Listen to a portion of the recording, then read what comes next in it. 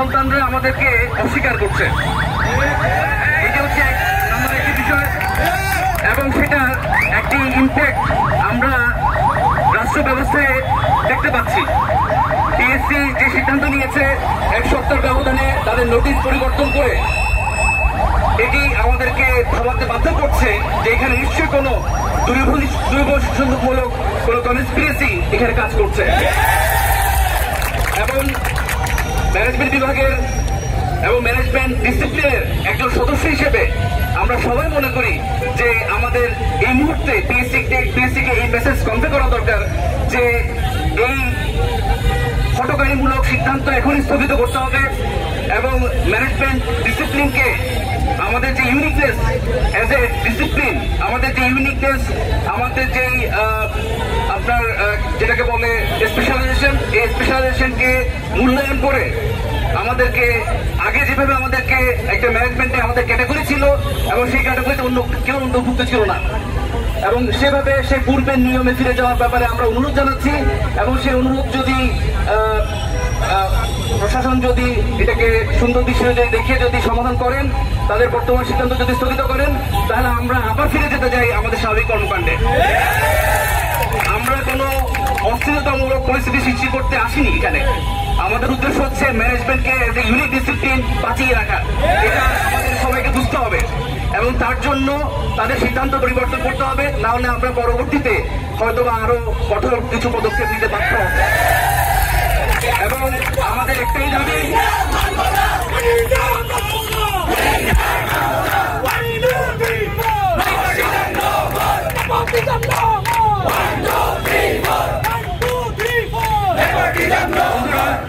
আমি বিশেষ করি ঢাকা বিশ্ববিদ্যালয়ে শুধু ম্যানেজমেন্ট ডিপার্টমেন্ট নেই, প্রত্যেকটি পাবলিক বিশ্ববিদ্যালয়ে ম্যানেজমেন্ট ডিপার্টমেন্ট আছে, প্রত্যেকটি কলেজে সরকারি বেসরকারি কলেজে ম্যানেজমেন্ট ডিপার্টমেন্ট আছে।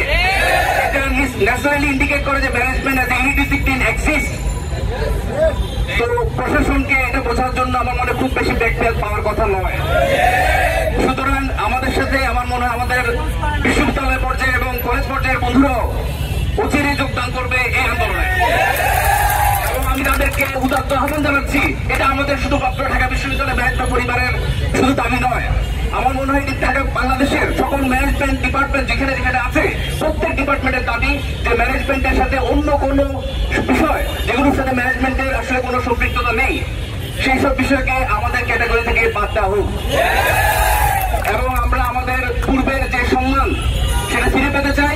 ম্যানেজমেন্ট ডিপার্টমেন্টকে ডিস্টিংক্ট ডিসিপ্লিন ঘোষণা করা হোক, এবং এর সাথে অন্য কোনো বিষয়কে ক্যাটাগরিভুক্ত করা না হোক।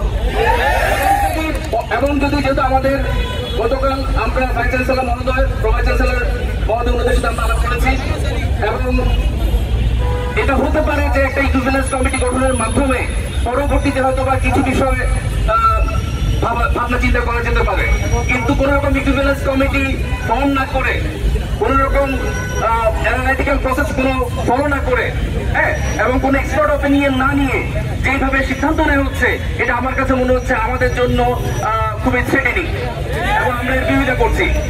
আরেকটি বিষয় আসলে অনেক বলার আছে, ম্যানেজমেন্ট ডিপার্টমেন্ট থেকে যদি কোনো এক্সপার্ট না নেওয়া হয়, তাহলে ম্যানেজমেন্টের ব্যাপারে সিদ্ধান্ত কিভাবে হতে পারে?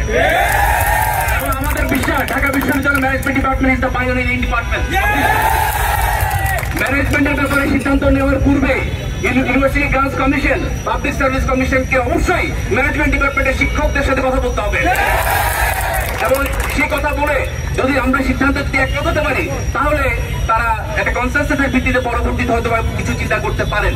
কিন্তু এভাবে একতরফা ভাবে ইনক্লুশনের মাধ্যমে আমার মনে হয় একটা ক্যাওটিক পরিবেশ তৈরি হয়েছে, যেটা আমাদের কারোই কাম্য নয়। আমরা আশা করি আমাদের প্রশাসন বুঝতে পারবেন এবং এই ক্ষেত্রে সদয় দৃষ্টি বিবেচনা রাখবেন।